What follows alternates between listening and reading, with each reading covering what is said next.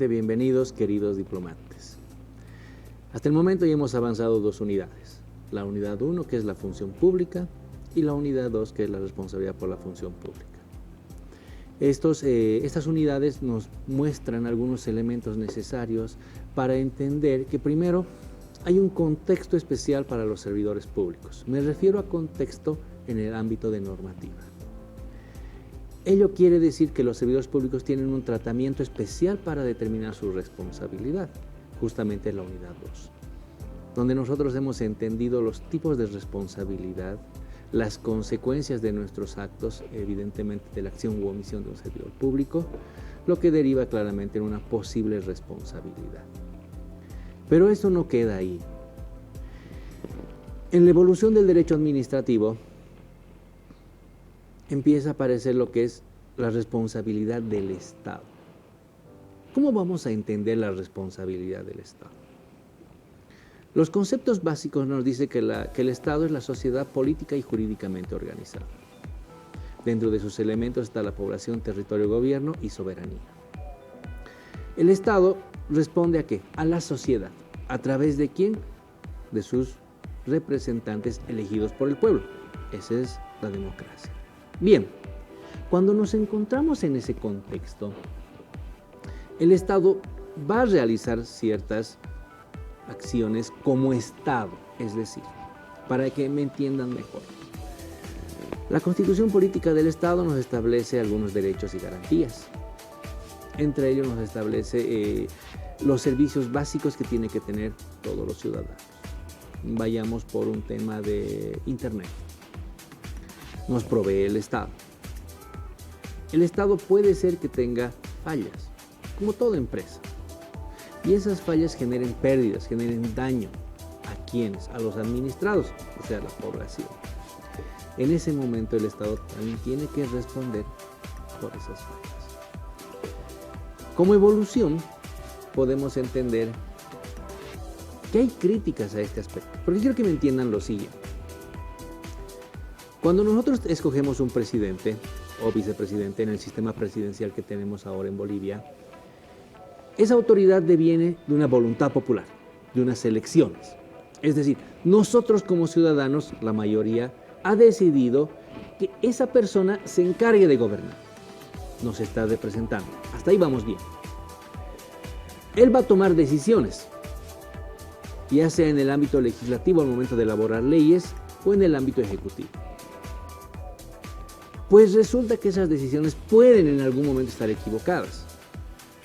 Y que ese mandatario, esa alta autoridad, debería responder. Pero hay muchos críticos, y ustedes los deben conocer, que dicen, pero él viene de la voluntad del pueblo. Entonces, si él es responsable, el responsable debería ser el pueblo, no solamente él.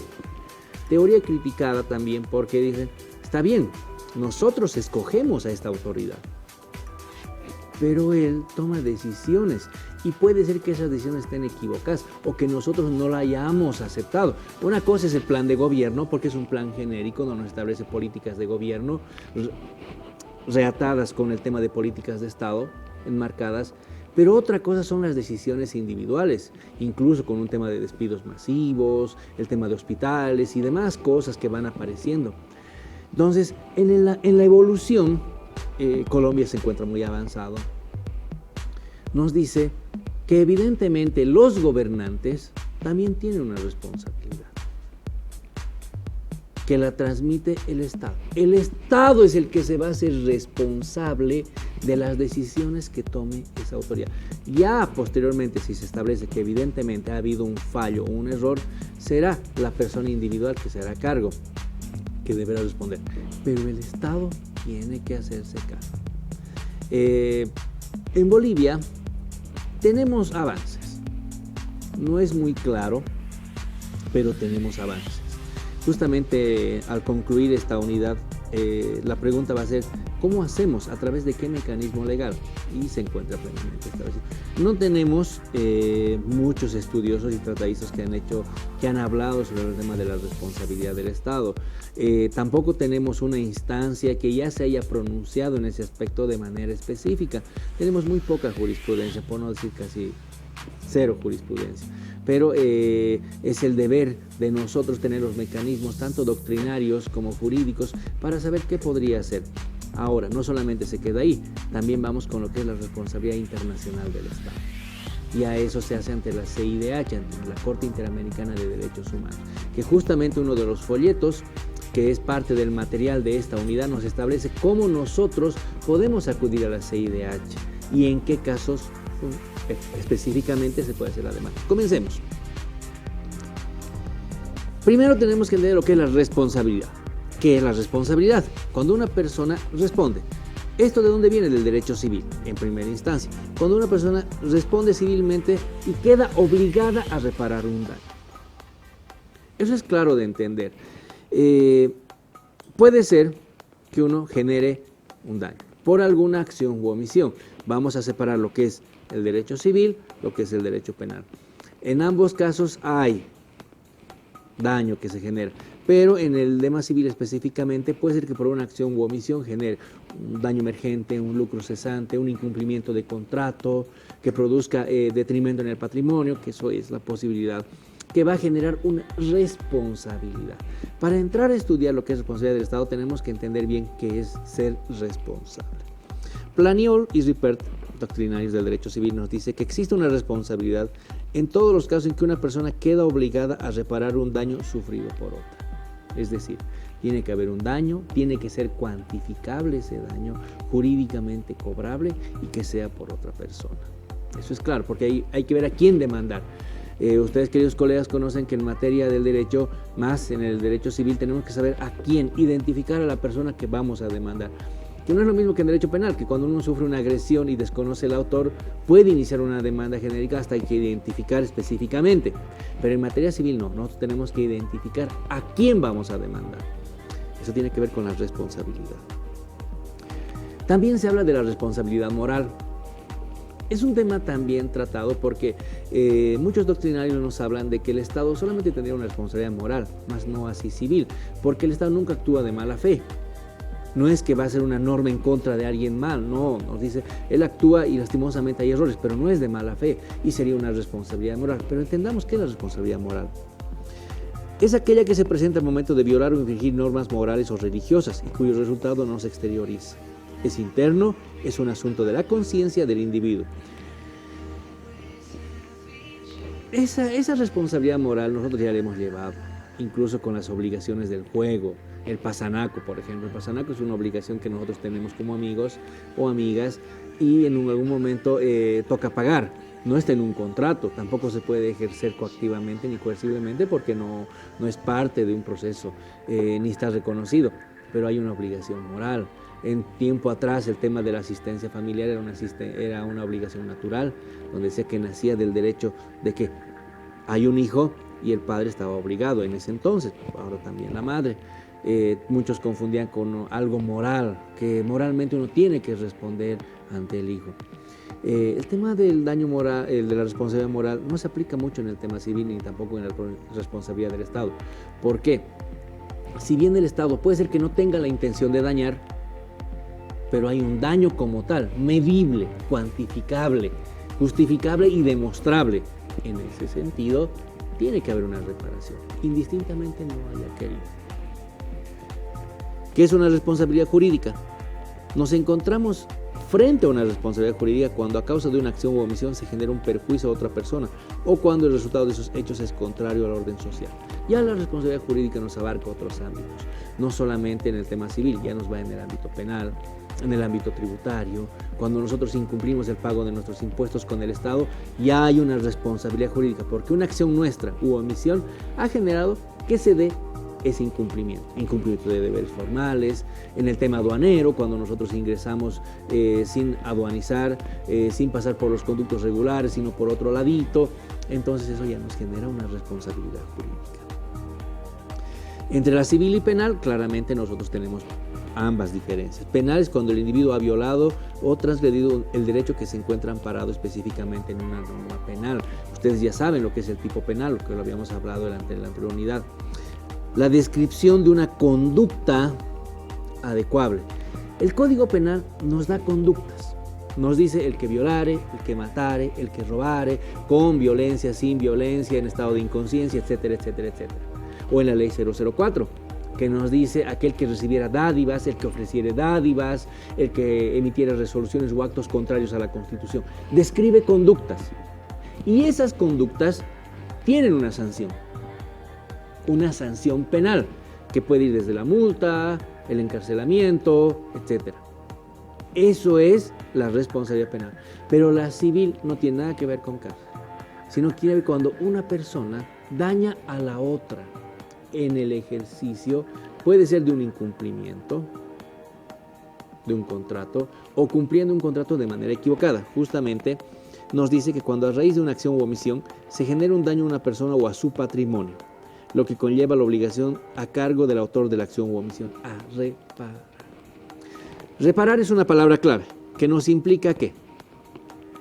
Hacerse cargo de lo que tú has dañado.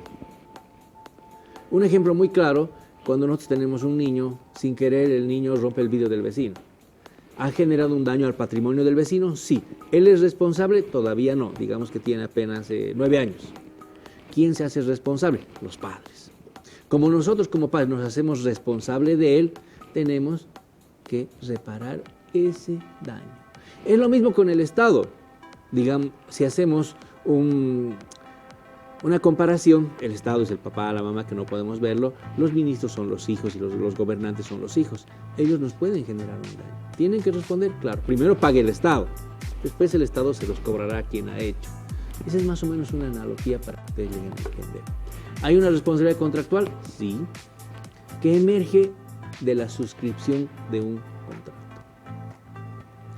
Nosotros firmamos, tenemos una deuda bancaria, si no pagamos en tal fecha nos van a cobrar una multa, interés y nos pueden ejecutar. Responsabilidad contractual. Hay muchas que no nacen de un contrato, justamente que es la extracontractual. Y aquí tenemos las obligaciones morales y naturales. El tema de la asistencia familiar no nace de un contrato. No es que uno dice, bueno, voy a enamorar con mi enamorada, firmaremos un contrato. En el caso de que quedes embarazada al tercer mes, voy a pagar asistencia. En el caso del no, si estoy trabajando, no. Nosotros no planificamos eso. Nace fuera de un contrato. Justamente el Estado muchas veces genera una responsabilidad extracontractual. Cuando vamos a la responsabilidad subjetiva, ya es un poco distinto. Es al sujeto, la persona que quiere o que no quiere hacer. Mayormente en materia penal la responsabilidad es subjetiva. ¿Por qué? Porque la persona quiso cometer ese acto contravencional. Si él quiso robar, no es que le va a echar la culpa al hecho de que se encontró y robó. No, él tuvo la intención, planificó para robar. Nos encontramos frente a una subjetividad de la persona para querer hacer eso. Pero ¿qué pasa cuando es objetivo? Ahí nos vamos al hecho como tal. Y ahí es donde entra el Estado. En el Estado no es que la presidenta, si vamos al ejemplo actual que nos encontramos, va a agarrar un decreto y dice, bueno, con esto voy a dañar ¿a quién? Ahora me toca a los gremiales. Sí, o sea, queremos un decreto para dañar a los gremiales. No, él sacó un decreto donde posiblemente genere un daño a un sector. Posiblemente. Ese sector tiene jurídicamente la posibilidad de reclamar si ha habido un daño. ¿Qué vamos a ver ahí? Lo objetivo. ¿Realmente ha habido un daño? ¿Esa norma ha generado un daño? Eso se analiza en lo que es la responsabilidad del Estado. Varias teorías que nos dicen cómo tiene que ser una responsabilidad del Estado. Un interés preponderante, hubo el interés de hacerlo. Acto peligroso, por ejemplo, que el Estado autorice el traslado de material radioactivo por las ciudades sin ningún problema. Vayamos a la planta que teníamos pensado hacer en las tantas plantas que tenemos de energía nuclear y que no se tomen las medidas. Entonces el Estado va a ser responsable, por supuesto, porque sería un acto peligroso y no se está tomando las medidas para controlar. Teoría del riesgo, provecho llamada también teoría del riesgo profesional. Cuando nosotros no damos las medidas a los profesionales para que se ejerzan. Por ejemplo, nosotros, profesionales encargados de la limpieza, y no les dotamos de mecanismos. Un claro ejemplo que puede salir es el tema de los hospitales en el caso de la pandemia. El Estado, a través de los municipios y gobernaciones, no está proveyendo el material necesario y puede ser que se dé daños a la integridad de la persona y a su patrimonio al momento de curarse. ¿Es responsable el Estado? Por supuesto que es responsable el Estado. Ahorita no podemos determinar, una vez concluya, si se puede activar mecanismos legales cuando el Estado haya generado normas que no hayan garantizado o que hayan generado, más al contrario, un riesgo profesional. Un ejemplo claro que ustedes lo pueden ver, las elecciones. En el caso de las elecciones, ¿habrá un riesgo profesional? ¿Habrá un acto peligroso que pueda generar un daño a la persona y al patrimonio? Habrá que ver que se tenga que medir ese aspecto. Responsabilidad extracontractual del Estado. Mucho tiempo atrás, ya les decía, no se reconocía la responsabilidad extracontractual del Estado, porque se creía que el Estado venía de una divinidad. O sea, ellos, los que nos gobernaban, eran divinos porque nosotros los habíamos elegido. Es más, eran puestos por representantes de Dios en la tierra. Eran totalmente irresponsables. Con el tiempo fue cambiando eso. Se decía que no eran tan responsables. Había una irresponsabilidad absoluta del Estado, que era por el siglo XIX más o menos, donde incluso mucho antes atrás, ustedes conocerán las películas, que nos decía que los gobernantes no tenían responsabilidad, justamente porque eran escogidos por el pueblo. En la evolución histórica tenemos primero una responsabilidad indirecta del Estado, donde nos decía que, propuesto por la Revolución Francesa, que nos decía que podrían ser responsables, pero había que determinar en qué casos y en qué situaciones. Posteriormente hay una responsabilidad directa del Estado cuando sí hay acciones. En el caso de las guerras ya veíamos cuando tomaban decisiones para encarcelar los desplazados, o en otros lugares en Primera, Segunda Guerra Mundial, desaparecidos, campos de concentración. Posteriormente viene la falla del servicio. La falla del servicio ya nos dice otro elemento fundamental. Puede ser que el Estado, al proveer un servicio, provoque daño. Les pongo un ejemplo. Energía eléctrica. A raíz de eso se corta la energía eléctrica por una falla en el servicio, se caen industrias, hospitales y mueren personas. ¿Tendrá responsabilidad el Estado? Habrá que determinar cómo se ocurrió esa falla, quién fue culpable de la falla. En Colombia hay un artículo, el artículo 90 de su Constitución Política, que nos dice: el Estado responderá patrimonialmente por los daños antijurídicos que le sean imputables causados por la acción o la omisión de las autoridades públicas. Colombia tiene adelantadísimo, justamente ellos tienen un texto que es responsabilidad del Estado y sus regímenes, donde nos habla de incluso contextos de responsabilidad del Estado. Cuando nos encontramos por actos terroristas, por daño a los conscriptos, por daños sufridos por los reclusos, por no pago de recompensas presidenciales, por la administración de justicia. Nos habla de varias responsabilidades: médico estatal, cuando legisla, ambiental, y el tema terrorismo, ustedes ya lo conocen, de las FARC. Se encuentra muy avanzado, hay mucha jurisprudencia que nosotros deberíamos ir adoptando. En Bolivia, pocos antecedentes. La primera constitución en 1826, ya el 19 de junio, Mariscal Antonio José de Sucre habla que los ministros son únicamente responsables por los procedimientos de gobierno. Mariscal Andrés de Santa Cruz nos dice que el presidente de la República es el jefe de la administración del Estado con responsabilidad por los actos de la administración. No te establece más. En la Constitución de 1938 se introdujo un artículo que nos habla que habrá responsabilidad cuando haya estado de sitio, cuando haya medidas de persecución. Un poco se va avanzando ya por 1985 más o menos con la Ley Orgánica de Municipalidades, donde nos dice que la municipalidad, por acción o omisión ocasionar de perjuicios graves de índole material a los vecinos, estos tendrán derecho a exigir la reparación del daño. Sí, nos da una posibilidad muy escueta. Ahora, la pregunta es, ¿qué mecanismos?